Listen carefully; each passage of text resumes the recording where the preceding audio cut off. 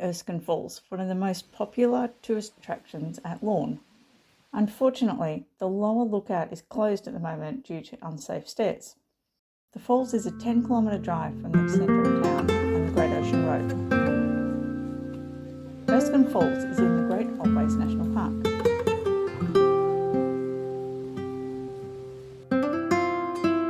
It is still worth a visit to the upper lookout.